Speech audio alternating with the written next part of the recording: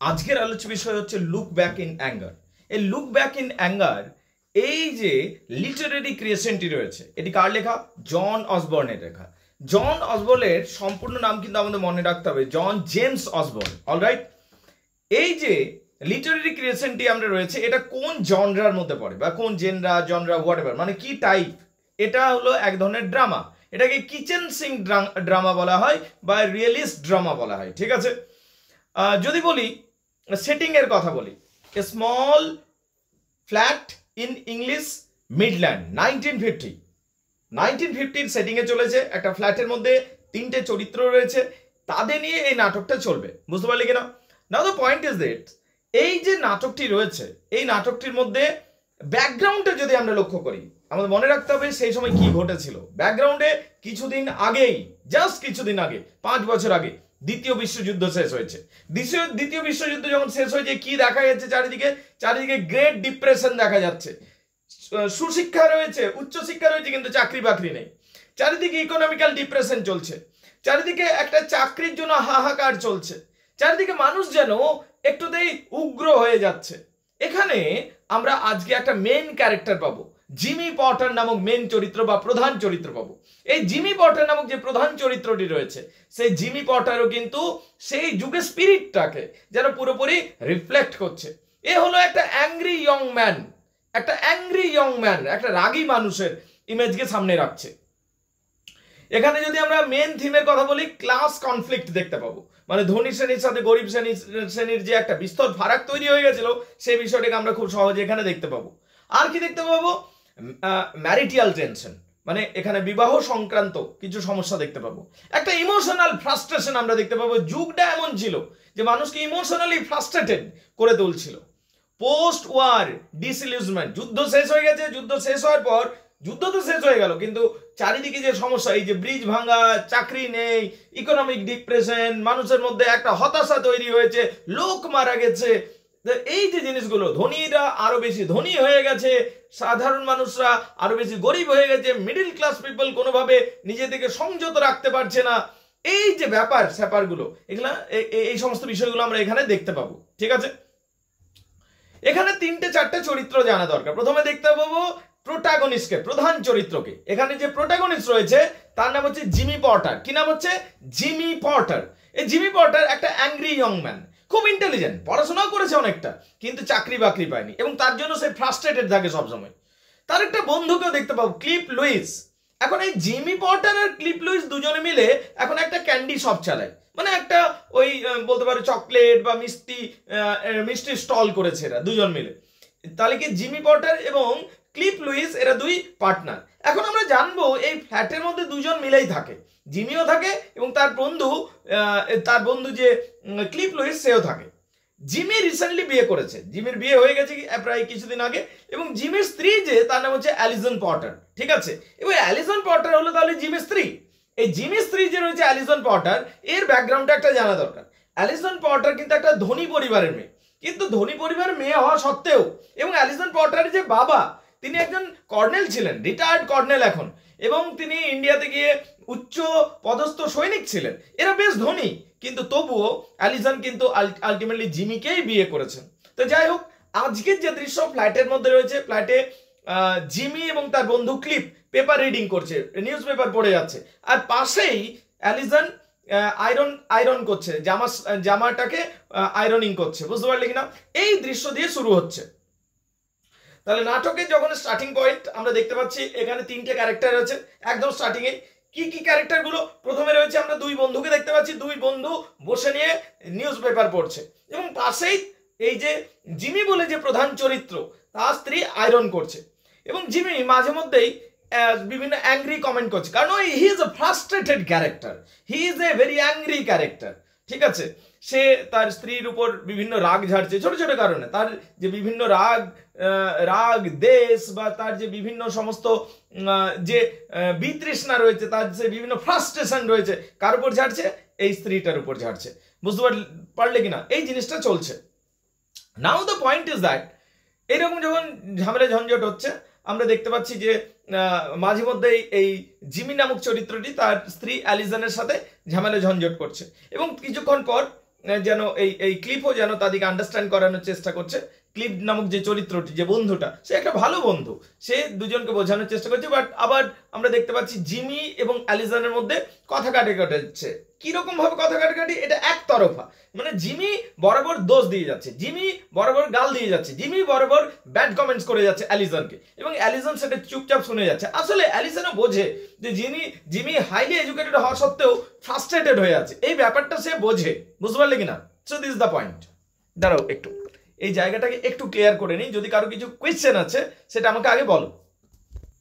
তাহলে এখানে আমরা দেখতে পাচ্ছি যে এখানে হাজব্যান্ড ওয়াইফের মধ্যে ঝগড়া ঝামেলা শুরু হয়ে গেল, এবং তারপরে আবার এই যে ঝগড়া ঝামেলা হতে হতে এটা খানিকটা হলে নর্মালাইজড হয়ে গেল, এবং তারপর তারা ইয়ার্কি ঠাট্টা করতে করতে এমন ইয়ার্কি ঠাট্টা করলো যে এই যে মেন ক্যারেক্টারটা রয়েছে, যে জিমি নামক যে মেন ক্যারেক্টারটা রয়েছে, সে কিন্তু একেবারে তার স্ত্রীর ঘাড়ে পড়ে গেল, এবং ঘাড়ে যে পড়লো ওখানে যে আয়রনিং করা হচ্ছিল সেই টেবিল সব উল্টে গেল, এবং সেখানে যে গরম আয়রন ছিল সেটাতে ছ্যাঁকাও লেগে গেল তার স্ত্রীর, অ্যালিসনের।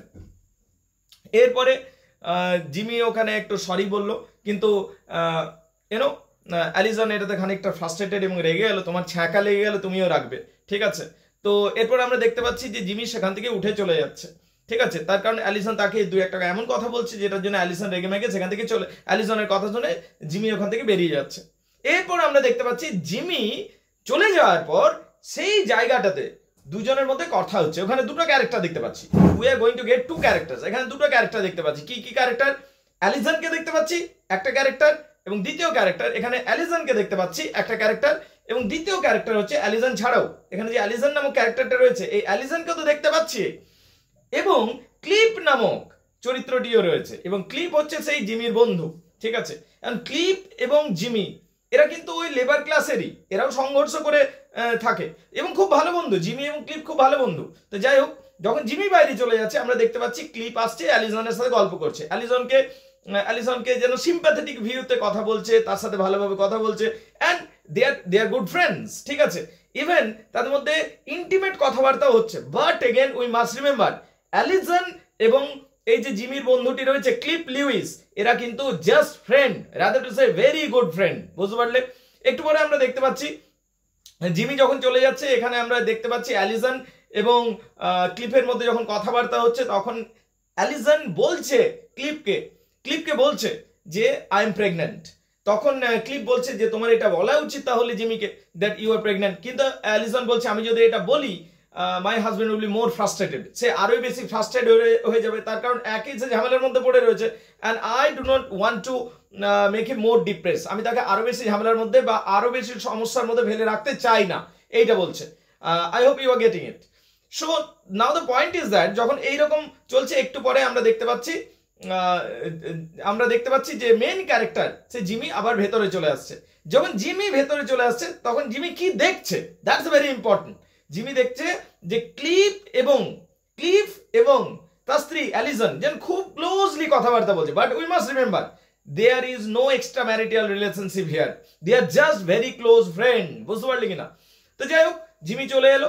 এরপরে আমরা দেখতে পাচ্ছি জিমিও ওদের সাথে গল্প শুরু করলো, এবং জিমির সাথে অ্যালিসনের আবার কথা কাটাকাটি শুরু হলো, এবং এখানে আমরা দেখতে পাচ্ছি হঠাৎ করে জিমি এবং অ্যালিসন খুব ভালোভাবে আরো গল্প করতে শুরু করলো। এবং এই যে জিমি এবং অ্যালিসন যখন গল্প শুরু করছে তখন তাদের বন্ধুটার নাম কি ছিল? ক্লিপ সেখান থেকে সরে যাচ্ছে, তার কারণ এরা নিজেদের মধ্যে ভালোভাবে গল্প করতে শুরু করেছে। কিছুক্ষণ পর ক্লিপ ছুটে আসছে এবং ক্লিপ বলছে অ্যালিসনকে যে তোমার একটা ফোন কল রয়েছে, তোমার বান্ধবী অ্যালিসনকে বলছে। ক্লিপ ছুটে আসছে এবং ক্লিপ বলছে অ্যালিসনকে যে তোমার বেস্ট ফ্রেন্ড তোমার কল করেছে, তোমার বান্ধবী তোমার কল করেছে, তার নাম হচ্ছে হেলেনা, তোমায় কল করেছে।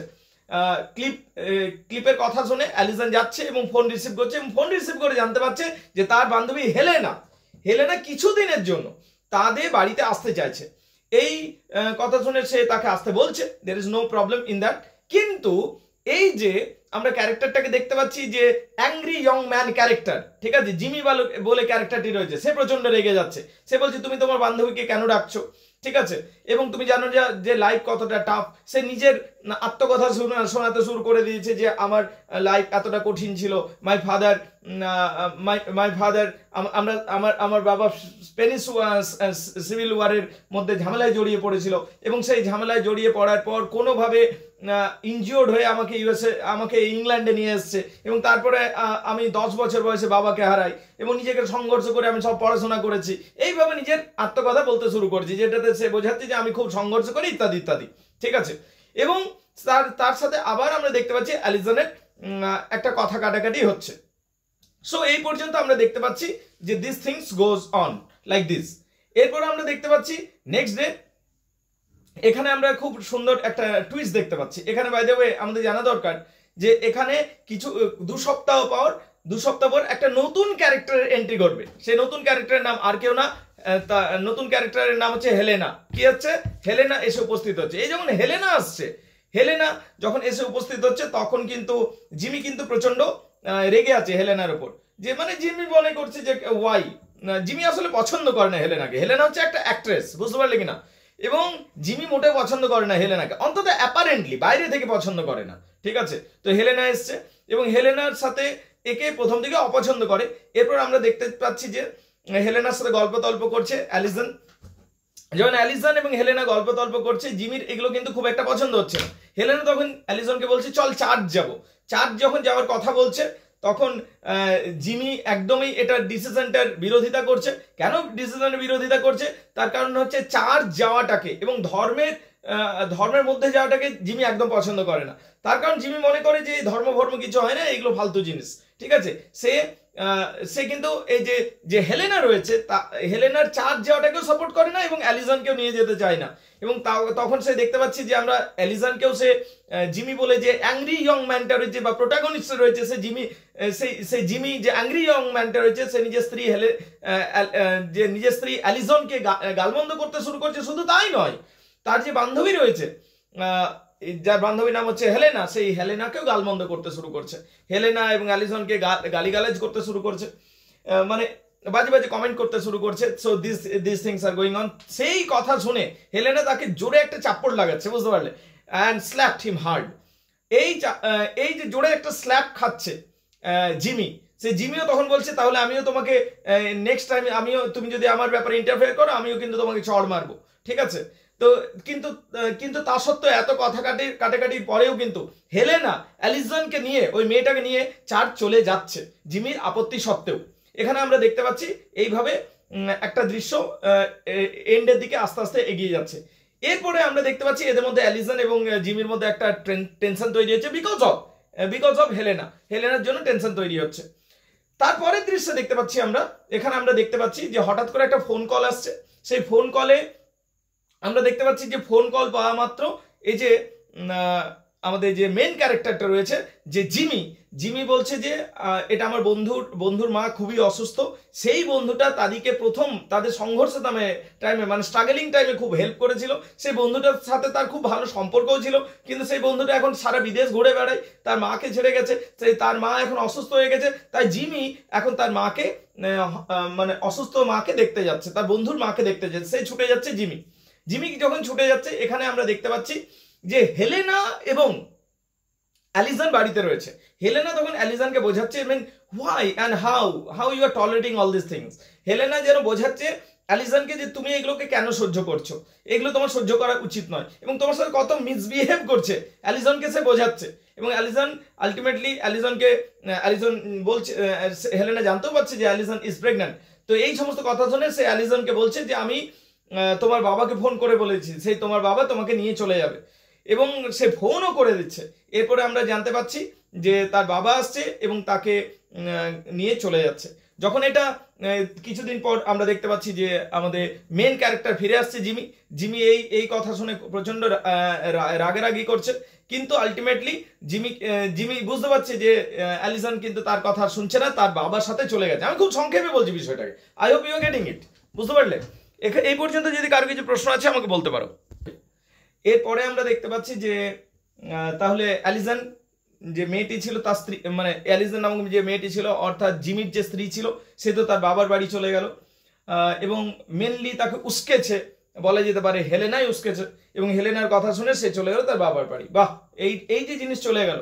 এবারে আমরা দেখতে পাচ্ছি যে জিমি হেলেনাকে দোষ দিতে শুরু করলো এবং এই হেলেনার সাথে তার কথা কাটাকাটি শুরু হলো। হেলেনাকে সে বিভিন্নভাবে দোষারোপ করতে শুরু করলো এবং শেষ পর্যন্ত আমরা দেখতে পাচ্ছি হেলেনা তাকে আরো একবার চড় লাগাচ্ছে। কিন্তু চড় লাগানোর পর অদ্ভুত দৃশ্য হচ্ছে, আমরা দেখতে পাচ্ছি Helena just passionately kiss Jimmy. Helena পছন্দ করতে আসলে জিমিকে এবং জিমিও তার রিটার্নে জিমি অলসো কিসড হার মোর। বুঝতে পারলি কিনা? এখানে আমরা দেখতে পাচ্ছি জিমি এবং হেলেনা এক হয়ে যাচ্ছে, মানে অ্যালিজনকে পাঠিয়ে দেওয়া হচ্ছে এবং তখন হেলেনা এবং জিমির মধ্যে রিলেশনশিপ, একটা এক্সট্রা ম্যারিটাল রিলেশনশিপ শুরু হয়ে যাচ্ছে। এইটা আমরা দেখতে পাচ্ছি এবং আমরা দেখতে পাচ্ছি কিছুদিনের মধ্যেই এরা যেন সেই হাজব্যান্ড ওয়াইফ হিসাবে থাকতে শুরু করে যাচ্ছে এবং ব্যাপারটা সবকিছু একই থাকছে, শুধুমাত্র অ্যালিজনের জায়গায় হেলেনা চলে আসছে। দুদিন পর কি দেখতে পাচ্ছি, দুই বন্ধু যেরকম ক্লিপ এবং জিমি নিউজ পেপার পড়ছিল, এও নিউজ পেপার পড়ছে, শুধুমাত্র যে আয়রন করতে অ্যালিজন তার জায়গায় শুধু হেলেনা আয়রন করছে। কিন্তু যে ক্লিপ বলে যে ক্যারেক্টারটা রয়েছে তার কিন্তু ব্যাপারটা একটু অস্বস্তিময় মনে হচ্ছে, তার কাছে ব্যাপারটা খুব একটু অস্বস্তি মনে হচ্ছে। তার কাছে মনে হচ্ছে যে মানে আগের মতো পরিস্থিতি নেই। সে তার বন্ধুকে বলছে, জিমিকে বলছে যে আমি এখানে তোদের সাথে আর থাকতে চাই না, কিন্তু তার বন্ধু বলছে লোক যে কোনো উমেনের থেকে তুই বেশি ইম্পর্টেন্ট, তুই কিন্তু থাকবি। তো শেষ পর্যন্ত ক্লিপও থেকে যাচ্ছে এবং ক্লিপ জিমি এবং হেলেনা যে রয়েছে, যে অ্যাক্ট্রেসটা ছিল, এরা তিনজন মিলে ঘুরতে যাব বলে যাচ্ছে। যেই ঘুরতে যাওয়ার জন্য বার হচ্ছে দরজাতে এসে উপস্থিত হয়ে গেছে, আমরা দেখতে পাচ্ছি অ্যালিজন এসে উপস্থিত হয়ে গেছে। বেশ কয়েক মাস পেরিয়ে গেছে। অ্যালিজন যখন এসে উপস্থিত হয়েছে এদের কাছে এই ব্যাপারটা ভূত দেখার মতো। তো অ্যালিজন ভেতরে আসছে, কিন্তু অ্যালিজনকে খুবই দুঃখী বলে মনে হচ্ছে, ফ্রাস্ট্রেটেড বলে মনে হচ্ছে অ্যালিজনকে, এবং খুবই শারীরিক দিক থেকে সে দুর্বল হয়ে গেছে, ইমোশনালিও ভেঙে পড়েছে মনে হচ্ছে। কেন? তার কারণ এখানে আমরা জানতে পাচ্ছি, এখানে আমরা যখন এই অ্যালিজন ভেতরে আসছে তখন জিমি বাইরে চলে যাচ্ছে। জিমি বাইরের রুমে গিয়ে নিজে বাদ্যযন্ত্র বাজাতে শুরু করে, যেটা প্রথম দৃশ্যেও সে বাদ্যযন্ত্র বাজাচ্ছিল, ঠিক সেই রকম বাদ্যযন্ত্র বাজাতে শুরু করেছে। ঘরের ভেতরে দুটো মেয়ে কথা বলছে, অ্যালিজন কথা বলছে এবং হেলেনা কথা বলছে।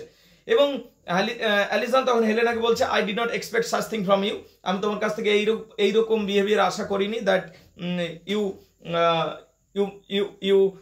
threw me out from the home and then you fix up with my husband। ঠিক আছে, তবে সেই বিষয়টা নিয়ে আমি মোটেও কিন্তু ক্রুদ্ধ নই, because Y I am not angry, তার কারণ হচ্ছে সেই বিষয়টা নিয়ে আমি মোটেও ক্রুদ্ধ নই। তার কারণ হচ্ছে এই বিষয়টা নিয়ে আমি ক্রুদ্ধ নই, তার একটাই কারণ, the reason is very simple. What is the reason? রিজনটা হচ্ছে আই হ্যাভ গন থ্রু, মানে আমি একটা ডিজাস্টার ফেস করেছি recently. My child is dead, যেহেতু আমার চাইল্ড মারা গেছে এবং সেই বিষয়ে আমি এখন যথেষ্ট হতাশ হয়ে রয়েছি, and I am more worried of that, এবং সেই ব্যাপারটা নিয়ে আমি বেশি চিন্তাগ্রস্ত রয়েছি। তখন হেলেনার মধ্যে একটা বলতে পারো ডিপ্রেশন আসছে, হেলেনা খানিকটা হতাশাগ্রস্ত, মানে হেলেনা বুঝতে পারছে যে she has done something terribly wrong. তখন হেলেনা ক্ষমা চাইছে এবং হেলেনা বলছে যে আমি এবার আর তোমার সাথে থাকবো না, and you fix up your relationship. কিন্তু অ্যালিজন বলছে না, তুমি চলে গেলে my husband Jimmy will also be very frustrated and sad.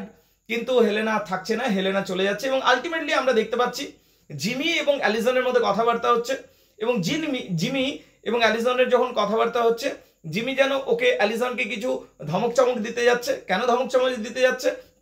তার কথা না শুনে অ্যালিজন তাকে ছেড়ে চলে গেছিল, কিন্তু অ্যালিজন তখন বলছে জিমিকে যে আমি অনেক কিছু মানে প্রবলেম ফেস করেছি, I have lost my child and so many things had happen in my life, so যেন আমাকে আর কষ্ট না দেওয়া হয়। তখন সে বুঝতে পারছে যে জিমি বুঝতে পারছে যে তার মতোই কন্ডিশন, তার মতোই সাফারিং ফেস করে এসছে অ্যালিজন, এবং তাই জিমি এবং অ্যালিজনের মধ্যে সবকিছু প্রপার আন্ডারস্ট্যান্ডিং সবকিছু মিটমাট হয়ে যাচ্ছে এবং শেষ পর্যন্ত আমরা দেখতে পাচ্ছি যে তারা আবার বিয়ার অ্যান্ড স্কোয়ারেল, ভালুক এবং কাঠবিড়ালির খেলাটা খেলতে শুরু করছে।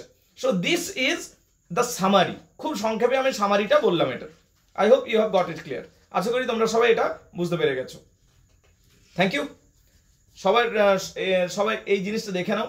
আমি খুব সংক্ষেপে বললাম, বেশ কিছু এপিসোড বাদ দিতে হয়েছে, কিন্তু সামারি ওয়াইজ মানে জিনিসটা কি বুঝবার জন্য এটা যথেষ্ট। ঠিক আছে, এবার বলো কার কি সমস্যা আছে। If you have any kind of problem you ask me, I am going to reply you and make you understand regarding this. কার কি সমস্যা আছে বিষয়টা নিয়ে এবার বলো। বাই দ্য ওয়ে গাইজ, আমাদের অনলাইনে ক্লাস চলছে। অনলাইন ক্লাসে আমি ভিডিও রেকর্ডিং করলাম।